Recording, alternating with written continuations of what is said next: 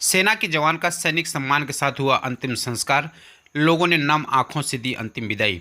बीते रविवार को रेलवे ट्रैक पर मिला था विवेक ओझा का शव। मिर्जापुर जनपद के जिगना थाना क्षेत्र के दुगौली गांव में गंगा घाट पर मंगलवार को सेना में जवान रहे विवेक ओझा 35 वर्ष का सैनिक सम्मान के साथ अंतिम संस्कार किया गया। इस दौरान पूरे गांव में गंगा घाट पर भारत माता की जय और जब तक सूरज चांद रहेगा विवेक ओझा नाम रहेगा के नारे से पूरा क्षेत्र गूंजता रहा। सेना के जवान के निधन की खबर सुनने के बाद पूरे गांव में सन्नाटा पसर गया। हर घर पे केवल विवेक ओझा के बारे में ही चर्चा होती रही।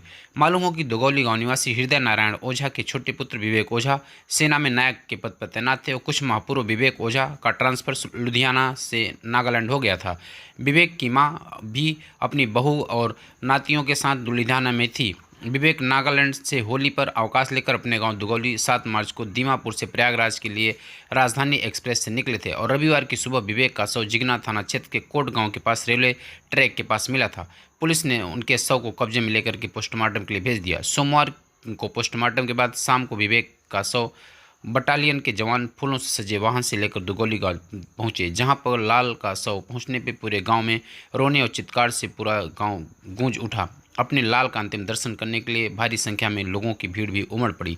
मंगलवार को गांव के ही गंगा घाट पर विवेक ओझा का सैनिक सम्मान के साथ अंतिम संस्कार हुआ और भारत मां का लाल वीर सपूत पंचतत्व में विलीन हो गया। इस मौके पर गांव और क्षेत्र के भारी संख्या में लोग मौजूद रहे, लेकिन जनपद के जनप्रतिनिधि और नेताओं को सेना के जवान के अंतिम संस्कार में शामिल होने का समय नहीं मिला।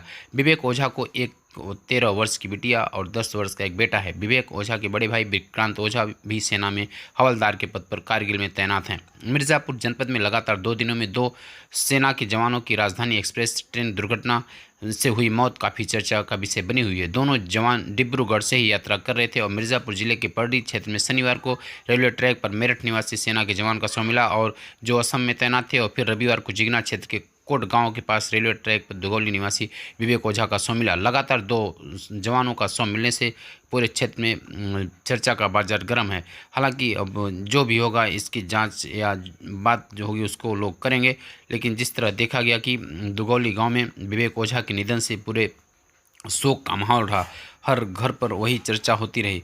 लोग उनके कार्यों, उनके व्यवहार की चर्चा करते रहे और फिर मंगलवार को दुगौली गंगा घाट पर उनका सैनिक सम्मान के साथ अंतिम संस्कार हुआ, जहां पर जो लोग भी मौजूद रहे सबकी आंखों में नमी दिखाई पड़ी और लोगों ने अपने लाल को अंतिम विदाई देते हुए सदा सदा के लिए अलविदा कहा। इस मौके पर न केवल दुगौली बल्कि आसपास के गाँव के भी लोग भारी संख्या में उनके रिश्तेदार, परिचित, शुभचिंतक भी मौजूद रहे।